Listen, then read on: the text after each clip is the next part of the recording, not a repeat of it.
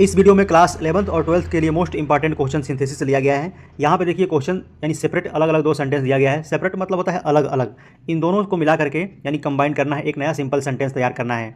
परीक्षा में आपको इसमें से क्वेश्चन जब आएगा तो यहाँ पे दो सिंपल सेंटेंस दे देगा और उसके कोष्टक में लिख देगा यहाँ पे simple sentence, compound sentence, complex sentence. आपको ये नहीं पूछ के आएगा यहाँ पे लिख करके आएगा कि बाय यूजिंग एन इन्फिनेटिव, लेकिन हम लोग यहाँ पे प्रैक्टिस कर रहे हैं, इस क्वेश्चन का समझाने का प्रयास करेंगे आपको। तो यहाँ पे मैंने लिख दिया कि बाय यूजिंग एन इन्फिनेटिव। तो इन्फिनेटिव का प्रयोग कब करेंगे हम लोग? सिंपल सेंटेंस 8 तरीका से बनता है हमारा। तो जो सेंटेंस आएगा यहाँ पे कोष्टक में लिख देगा सिंपल सेंटेंस। तो कैसे पता करेंगे हम लोग इसमें इन्फिनेटिव का ही प्रयोग होगा? तो देखिए जो सेंटेंस दिया रहेगा मेरा, यानी कि जो सेंटेंस आपको अलग अलग दिया रहेगा, उन दोनों को पढ़ेंगे आप लोग। तो दोनों सेंटेंस में जो सब्जेक्ट होगा, पहली बात तो उसमें सब्जेक्ट हमारा समान होना चाहिए, ठीक है। दूसरा कंडीशन ये होता है कि दोनों सेंटेंस को पढ़ेंगे आप तो एक में आपको मतलब दोनों सेंटेंस में कारण और परिणाम यानी रीजन और रिजल्ट का संबंध दिखाई देगा, या किसी एक सेंटेंस में उद्देश्य का दिखाई देगा, उद्देश्य का होना, ठीक है। तो यहाँ पे पढ़ेंगे, इसको मालूम चल जाएगा। Priya wanted to pass the examination. Priya परीक्षा पास करना चाहती थी, ठीक है। वांटेड उद्देश्य को दिखाता है, ठीक है।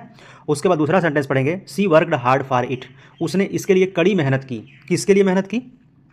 तो ये फॉर दैट किसके लिए? एग्जामिनेशन के लिए। और दोनों सेंटेंस में सब्जेक्ट मेरा समान है, एक में नाउन आया है प्रिया और उसके लिए प्रोनाउन आया है सी। तो सबसे पहले क्या लिखेंगे हम लोग?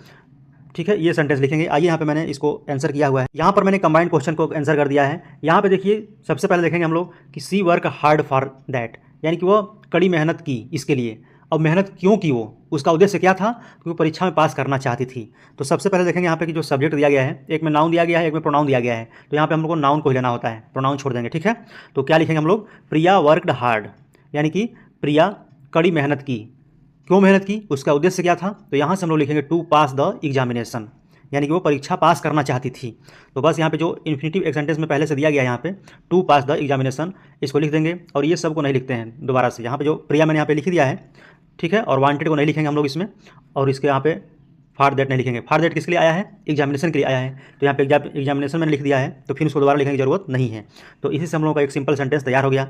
सिंपल सेंटेंस का मतलब एक सब्जेक्ट होना चाहिए, एक फाइनाइट वर्ब होनी चाहिए, यहाँ पे हो गया। बाकी आपका सिंपल सेंटेंस बनकर तैयार हो गया।